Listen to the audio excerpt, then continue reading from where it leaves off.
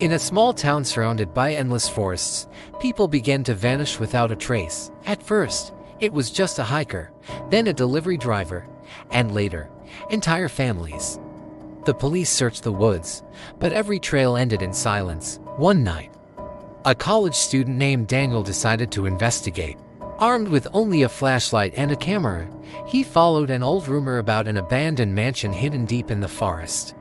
Locals claimed it once belonged to a surgeon who mysteriously disappeared decades ago. They whispered that he experimented on people, using them as subjects for his twisted research. As dusk fell, Daniel pushed deeper into the trees. The forest grew darker, the silence more oppressive. But just when his flashlight's battery threatened to die, he saw it, a faint glimmer through the trees. Daniel pushed on, his heart pounding. It was the house, or what was left of it. The paint was peeling, the windows shattered, and the front door hung precariously from one hinge. But as he stepped inside, the musty air stirred something within him. This place wasn't abandoned. He heard footsteps, slow, deliberate. Daniel hid behind a rusted cabinet, holding his breath. A tall figure in a dark apron entered the room, dragging something heavy wrapped in plastic. The sound of metal scraping against the floor echoed like a scream.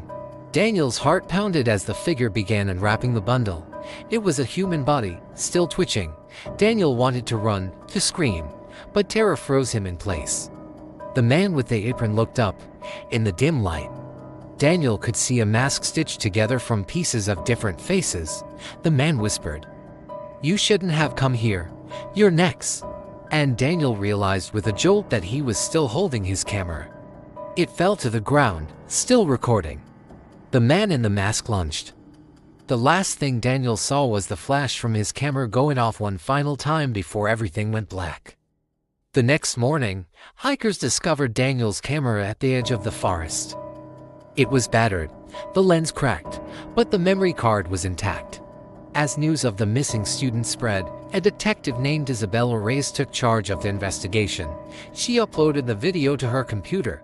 It was grainy and dark, but as it played, a gasp escaped her lips.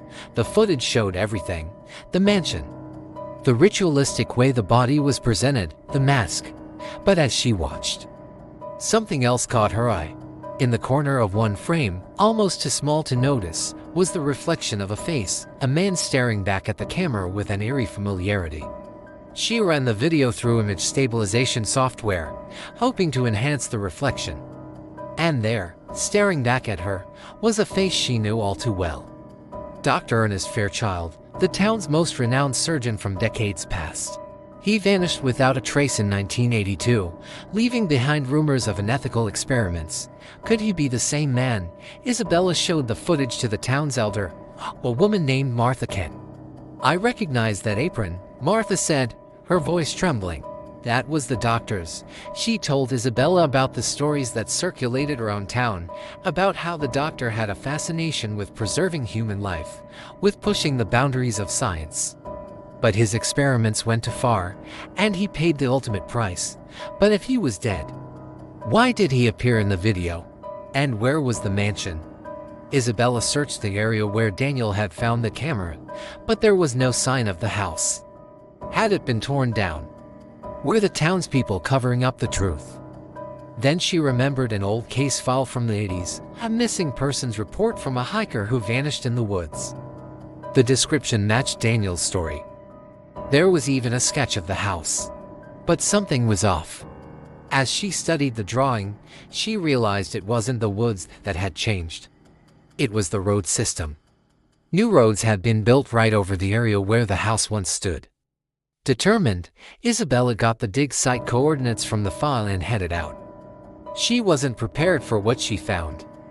The woods were silent. No sounds of birds or insects, only an unsettling quiet. The trees themselves seemed to be watching, their branches bare and skeletal against the gray sky. Suddenly, she felt a presence behind her. Slowly, she turned. There, standing at the edge of the trees, was a man in a dark apron. The dim light glinted off something in his hand. As he stepped forward, she saw the rest of him, the mask. Stitched to his face, The same mask from the video. The man took a step closer and whispered, "You shouldn't be here. You're next." The last thing Isabella saw was the glint of the knife in the man's hand as he lunged. The next day, searchers found Isabella's car at the edge of the woods. But there was no sign of her or the mysterious man in the mask. The question remained, was it just a nightmare or the stuff of legend? For those who dwell in the shadows, some wounds never heal, some nightmares never end, and the forest holds its secrets close, waiting for the next curious soul to stumble upon it. If you enjoyed this chilling tale, don't forget to leave a like for more terrifying stories. And remember, some mysteries are best left unsolved.